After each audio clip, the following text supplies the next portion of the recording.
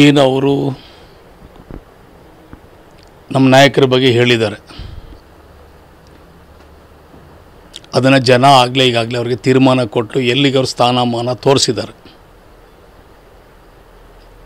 ಒಂದು ಕಾಲದಲ್ಲಿ ಅವ್ರಿಗೆ ಮೆಚ್ಚಿದ್ದಾರೆ.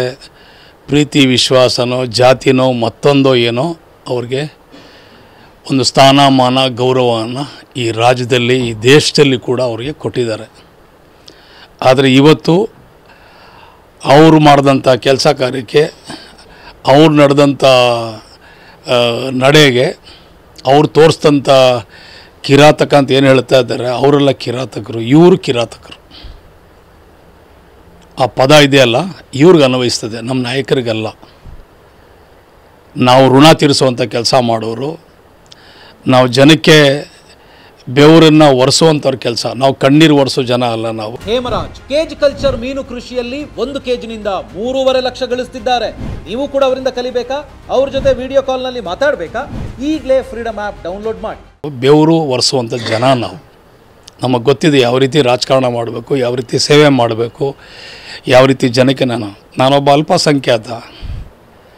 ನನಗೆ ಈ ಕ್ಷೇತ್ರದ ಜನರು ಪ್ರೀತಿ ಮತ್ತು ನೀತಿ ಮೇಲೆ ಗೆಲ್ಲಿಸಿದ್ದಾರೆ ಹೊರತು ನನಗೆ ಜಾತಿ ಮೇಲೆ ಗೆಲ್ಲಿಸೋರಲ್ಲ.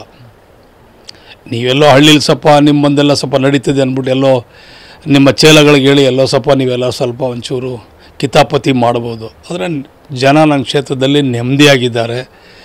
ಇವತ್ತು ಕೂಡ ಒಬ್ಬ ಕ್ಷೇತ್ರದ ಶಾಸಕ ಅಲ್ಲ, ಒಬ್ಬ ಸೇವಕನ ಕೆಲಸ ಮಾಡ್ತಾಯಿದ್ದಾನೆ ಅಂಥೇಳಿ ನನಗೆ ಒಂದು ಪ್ರೀತಿ ವಿಶ್ವಾಸ ತೋರಿಸಿ ನನಗೆ ಎಲ್ಲ ಹಳ್ಳಿಲೂ ಕೂಡ ನೆಮ್ಮದಿಯಿಂದ ಶಾಂತಿಯಿಂದ ನಾವೆಲ್ಲರೂ ಕೂಡ ರಾಜಕಾರಣ ಮಾಡ್ತಾಯಿದ್ದೀವಿ. ನಾವು ಯಾವತ್ತೂ ಕೂಡ ಚುನಾವಣೆ ಆದ ನಂತರ ನಾವು ಯಾವುದೂ ಕೂಡ ಪಕ್ಷ ಭೇದ ಧರ್ಮ ಇವೆಲ್ಲ ಮಾಡಿದವರಲ್ಲ.